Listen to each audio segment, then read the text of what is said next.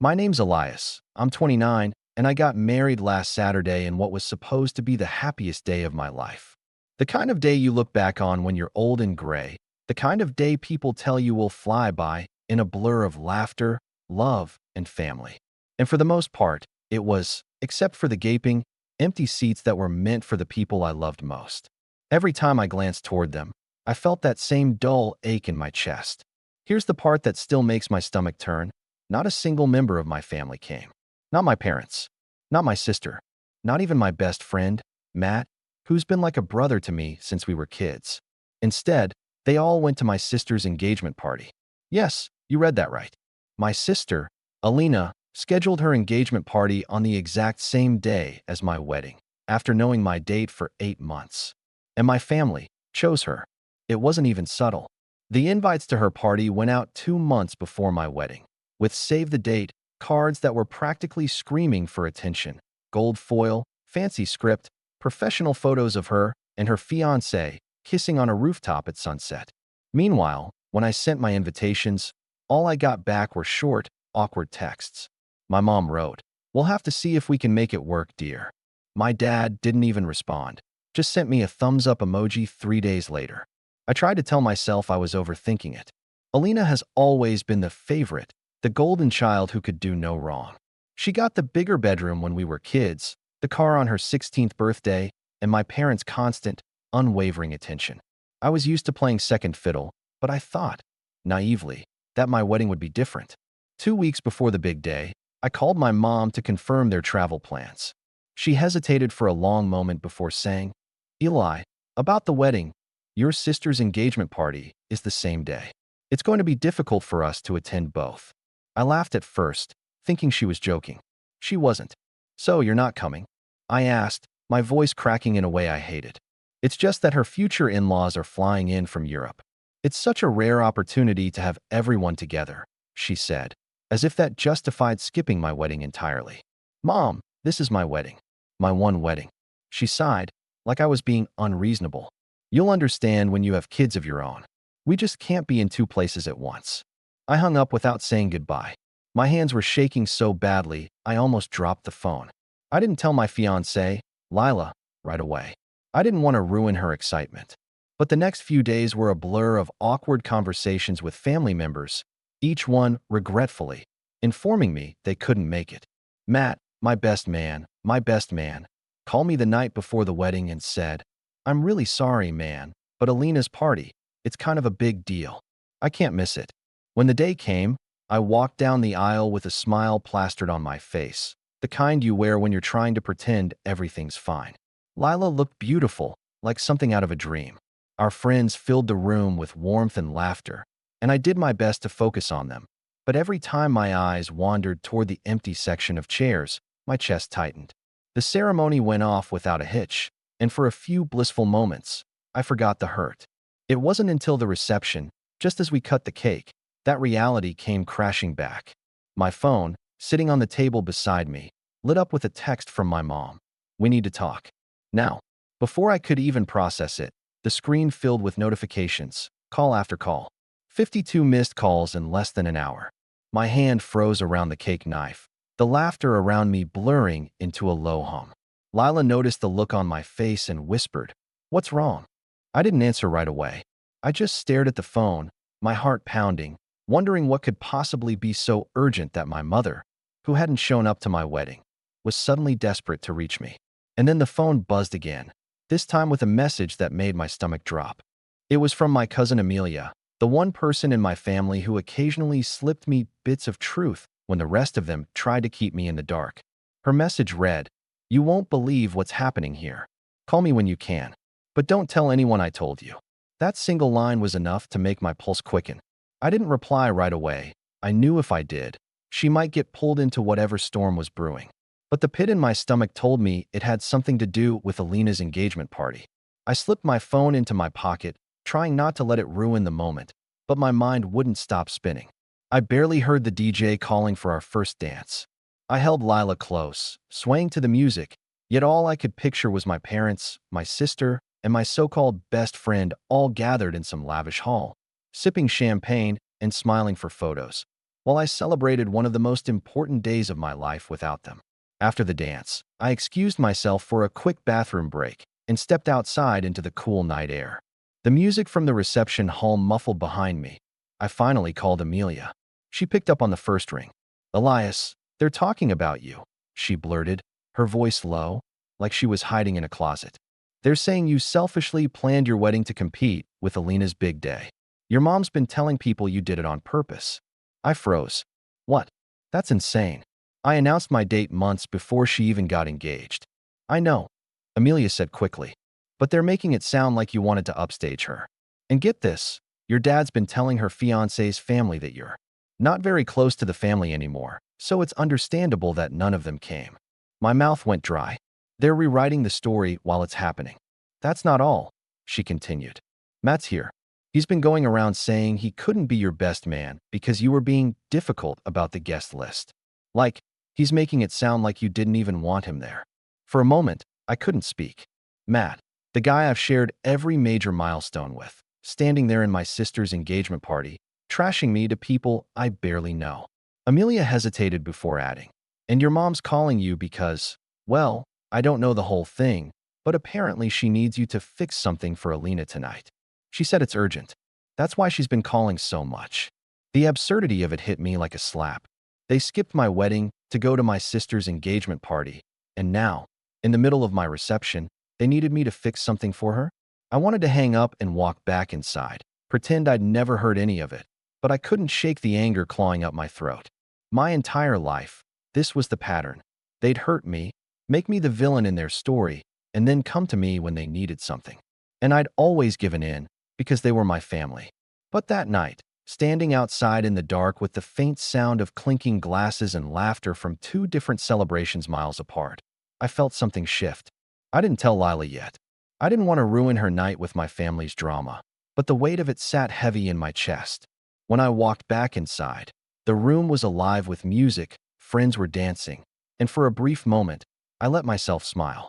But every so often, I'd feel my phone buzz again. Another call, another text, my mom's name flashing across the screen like a reminder that the people who should have been there for me had chosen someone else, and still expected me to drop everything for them.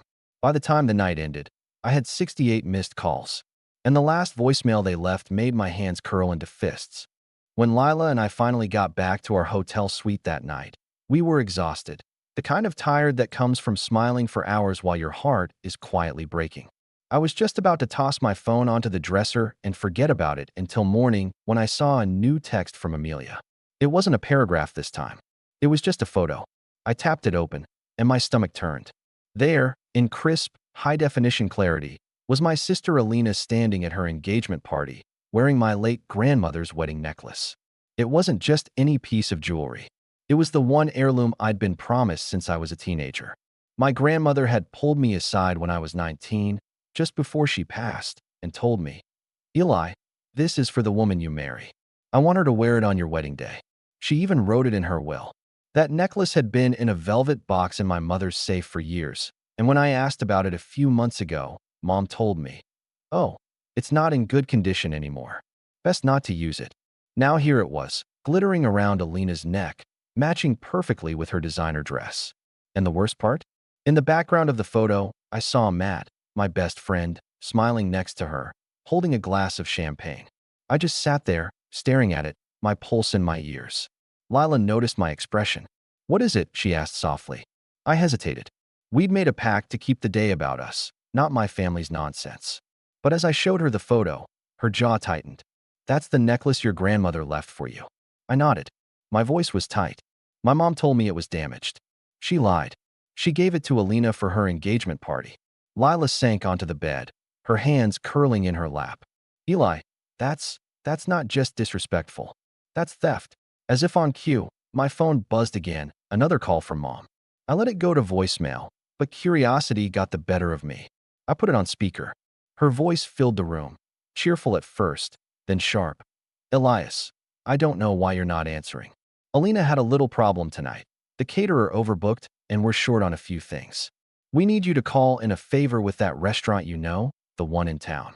And, oh, by the way, I gave her grandma's necklace so she could wear something meaningful tonight. Don't make this a big deal. It's just a piece of jewelry. Call me back. Now, I think that was the moment something in me truly snapped. It wasn't just the absence at my wedding. It wasn't just the gossip and the lies. It was that she could take something so deeply personal, something tied to my grandmother's memory, and hand it over to my sister like it was nothing. The weight of that betrayal sank in slowly, like ice spreading through my chest. All those years of swallowing my pride, of telling myself they didn't mean to hurt me, of making excuses, it hit me that they never saw me as worth protecting. Not even on the most important day of my life. I sat there in silence for a long time, phone still in my hand, before setting it down. My mind was already starting to move past the shock, past the hurt, and into something colder, sharper. This time, I wasn't going to just let it go. The next morning, sunlight streamed through the hotel curtains, but it felt muted, like the world had dimmed a little. Lila was still asleep beside me, her hand curled loosely around mine, but my mind was far from the quiet warmth of that moment. I checked my phone. The barrage hadn't stopped. 93 missed calls now, 22 voicemails, dozens of texts, some from my mom, some from my dad, a few even from distant relatives who hadn't spoken to me in years, most of them saying the same thing. You need to call your sister. Not congratulations on your wedding. Not we're sorry we couldn't be there. Just orders, demands, and guilt-laced messages that made my stomach twist. I finally played another voicemail, this one from Dad. His tone was clipped, almost annoyed. Elias, I don't know what's gotten into you, but ignoring your family on a night like this is childish. We were hoping you'd be more mature now that you're married. Call your mother back and do the right thing. The right thing. As if they had done the right thing by me. That day should have been filled with brunches, laughter, and retelling the best moments from the night before. Instead, I spent it with an ache in my chest and a fog in my mind. We went for a quiet breakfast at a little cafe near the water, and though Lila tried to keep the conversation light, I could see the way her eyes searched mine, worried. When we got back to the hotel, I sat on the edge of the bed, staring at the small overnight bag I'd packed for the wedding. Among the neatly folded clothes was an empty velvet box, my grandmother's necklace box. I'd brought it with me, thinking I'd surprise Lila with the real thing, but when my mom told me it was damaged, I'd tucked it away instead. Now it felt like a cruel reminder of just how little my family respected me. I didn't cry. I thought I might, but the tears didn't come. Instead, there was this hollow, gnawing space inside me where something used to be. And in that emptiness, tiny threads of thought began weaving together. Quiet, subtle, but persistent. I didn't tell Lila yet, but I started saving screenshots. Every text from my parents. Every photo Amelia sent me from that engagement party. Every voicemail, especially the ones dripping with manipulation. I backed them up, one by one, into a folder on my laptop labeled simply, for later. That afternoon, while Lila took a nap, I sat in the hotel lobby with my laptop open, pretending to scroll through honeymoon destinations. In reality, I was looking up the exact terms of my grandmother's will, the one that specified the necklace was to be mine. I still had a scanned copy saved from years ago when I'd helped my grandmother with paperwork. And there it was, in plain language. I leave my wedding necklace to my grandson, Elias Harper, to be given to his bride on the day of their wedding. It hit me then that what my mother had done wasn't just morally wrong, it was legally questionable. But I didn't slam the laptop shut or call anyone to confront them. I knew better. If I lashed out now, they'd spin it the same way they always did. Elias is overreacting. Elias is ungrateful. Elias is making a scene. So I smiled politely when the hotel staff congratulated us. I posted one carefully chosen wedding photo online, ignoring the dozens of texts from relatives asking why I wasn't addressing the situation. I kept my head down, outwardly calm, while inside, something sharper and colder than I'd ever felt before was taking shape. They thought they'd gotten away with it. I was about to make sure they never saw it coming. When Lila and I returned from our short honeymoon a week later, my focus shifted. Instead of drowning in that hollow feeling, I poured myself into the things I could control, my marriage, my career, and the life we were building without my family's approval hanging over it. The first change was at work. I'd been a mid-level project manager at a fast-growing marketing firm, good enough to be respected, but never loud enough to be noticed by the higher-ups. That changed quickly. I stayed late, volunteered for projects nobody wanted, And within 3 months, I landed a major client that boosted our department's revenue by nearly 40%. The CEO personally thanked me in front of the entire company and promoted me to director. With the new role came a significant salary increase, and I started investing seriously. I'd already been dabbling in real estate for a few years, but now I had the resources to buy not just one, but 3 rental properties in prime areas. Within a year, the passive income from those alone rivaled my salary. Lila and I bought a house on the edge of the city, modern, sunlit, with a home office that overlooked the river. Our social circle grew too. Without the constant negativity from my family, there was more space for genuine friendships. We hosted dinner parties, weekend getaways, and charity events through Lila's art network. People we met saw us for who we really were, not as the afterthought in a family hierarchy, but as a couple who had built something of their own. It was during one of those events, a fundraiser at our home, that I realized how far I'd come. Standing in the living room, glass of wine in hand, I overheard 2 guests talking about how Elias just seems to have it all together. I smiled to myself. They had no idea how much of that came from deciding to step back from the people who constantly tried to pull me down. Meanwhile, Amelia and I kept in touch quietly. She'd give me small updates here and there. How Alina's wedding planning was spiraling into chaos. How my parents were grumbling about how distant I'd become, and how Matt had started showing up at family gatherings acting like nothing had happened. I never engaged. I never defended myself. The silence worked in my favor. They had no fuel for their drama, no fresh outbursts to twist into their version of events. And all the while, I was documenting, saving receipts, photos, and every little piece of proof that painted the full picture of what they'd done. One afternoon, almost a year after my wedding, I got an email from a national business magazine. They wanted to feature me in a piece about young professionals who had achieved financial independence before 35. The feature came with a glossy photo shoot and an interview about my investments, career growth, and philanthropy. When it hit newsstands, I knew my family saw it. Amelia confirmed it. My mother apparently bought 3 copies just to see if it was really him. And still, I heard nothing from them. No congratulations. No acknowledgement. Just silence, the kind that's heavy with pride swallowing and quiet resentment. I wasn't looking for their approval anymore. But I knew, deep down, that my growing success was setting the stage for something bigger. Because the necklace, the lies, the missed wedding, they weren't forgotten. And the next move I was planning would make sure they never forgot them either. The turning point came on a rainy Tuesday afternoon, nearly 18 months after my wedding. I was at my desk, reviewing contracts for a new commercial property I was buying, when an email from Amelia popped into my inbox. The subject line was short but loaded. Thought you'd want to see this. Attached was a PDF, high-resolution scans of the inventory list from my grandmother's estate, complete with signatures. The necklace was there, clear as day, with my name next to it as the designated inheritor. But that wasn't the part that caught my attention. At the bottom of the document was a set of signatures, including my mother's, and a note that read, "Released to Alina Harper for temporary use, June 15th, to be returned to rightful owner." Temporary use. The date, June 15th, was the night of Alina's engagement party, which meant my mother had, on paper, acknowledged that the necklace was mine. And now, nearly 2 years later, she had still not returned it. I leaned back in my chair, staring at the screen. My pulse quickened. This wasn't just an emotional betrayal anymore. This was a written, legally binding acknowledgement. That same week, fate handed me another card. Through work, I had started collaborating with a high-profile event planner who specialized in luxury weddings and galas.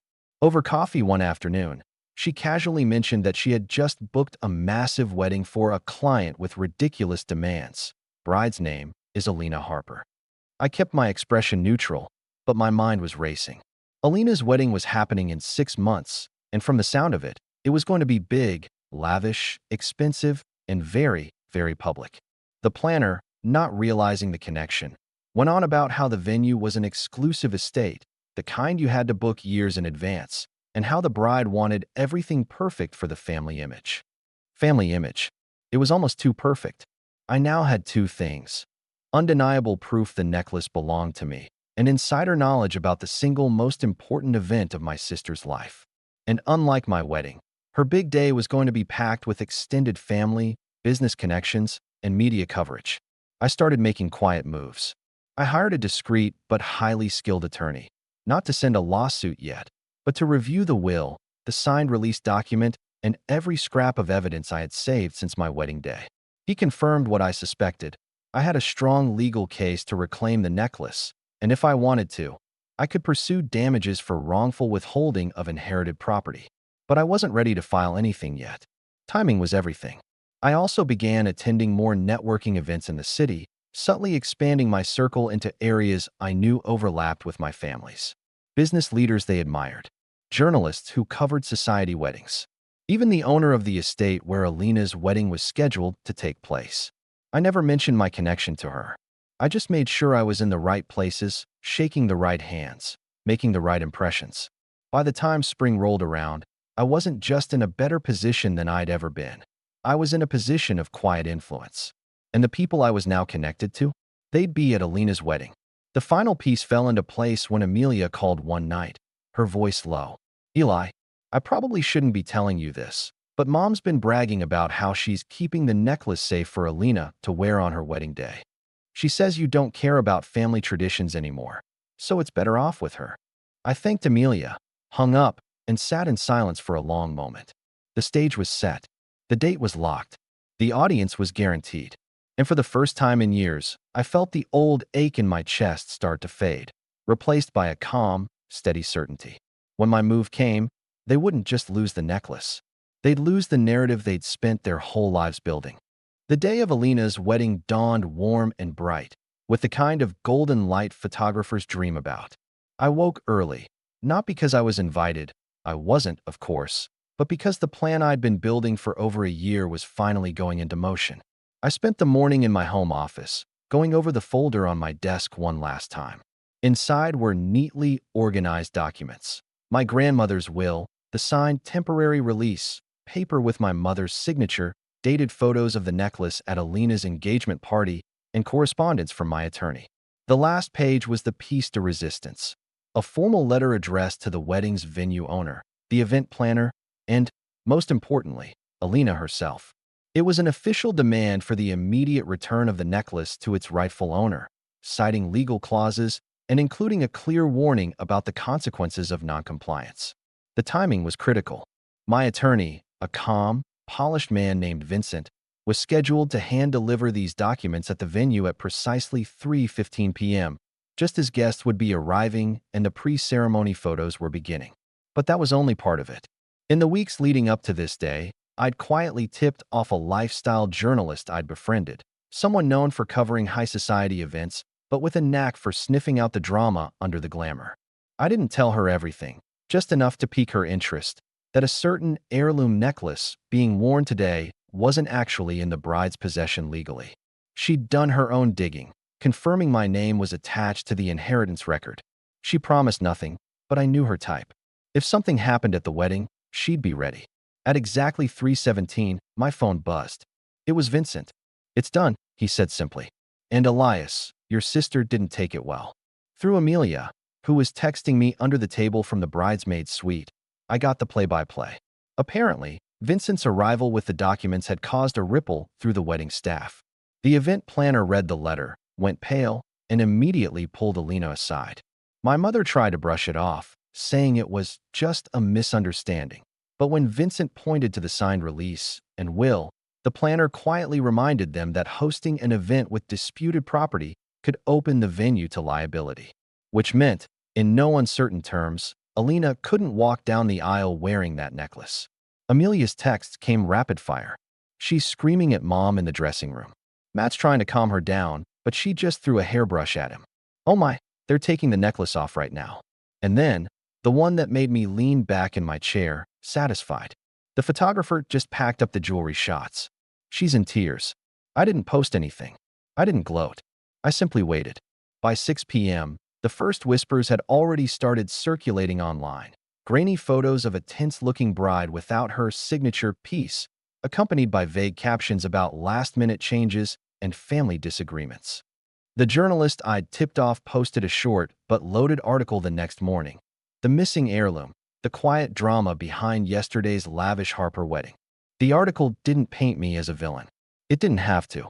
It simply laid out the facts, quoted the will, and ended with the line, "The necklace is now back in the rightful possession of the grandson it was intended for." Which, of course, it was, resting in the velvet box on my desk, where it had belonged all along. The calls from my parents started almost immediately after the article went live. I didn't answer, because this time, the silence was mine to give. The fallout was faster and harsher than I expected. By the end of that week, the story had been picked up by a couple of other local outlets. Nothing huge, but enough to make its way through the social circles my parents valued most. People who had always fawned over them at fundraisers suddenly had other plans. Alina's new in-laws, who had been proud to marry into what they thought was a polished, respectable family, were furious that her wedding had been tainted by public embarrassment. Amelia told me in hushed phone calls how the tension in their house had turned suffocating. My mom blamed my dad for not handling it quietly. My dad blamed my mom for signing the release document in the first place. Alina, meanwhile, had been trying to spin the narrative online, posting old photos of herself in the necklace from her engagement party, captioned with vague quotes about family meaning more than property. But the comments under her posts told a different story. People were asking uncomfortable questions. Some even tagged me, saying they were glad justice had been done. Matt, my so-called best friend, didn't escape unscathed either. He'd been one of Alina's loudest defenders after the engagement party, but the article made it clear he'd lied about my supposed guest list drama. Several mutual friends cut him off completely. When I ran into him months later at a networking event, he couldn't even make eye contact. The necklace stayed in my possession, exactly where it was meant to be, but it had become more than just an heirloom now. It was a symbol, a reminder that I didn't have to play by their rules anymore. I didn't need their approval, their invitations, or their version of the truth to define me. I never spoke to my parents again after that. Not because I was angry, though I was, but because I realized there was nothing left to say. They'd made their choice the day they skipped my wedding. All I'd done was make sure the world saw it for what it was. A year later, on our anniversary, Lila wore the necklace for the first time. We went out to dinner, just the two of us, in a quiet corner of the city. As the light caught the gold and diamonds, I thought of my grandmother, how she'd wanted this for me, and how it had taken nearly losing everything to finally claim it. Lila caught me looking at her and smiled. "Feels like it's home now, doesn't it?" I nodded, not needing to say more. Because the truth was simple. They had taken themselves out of my life, and I had finally closed the door behind them. And I didn't just lock it. I threw away the key.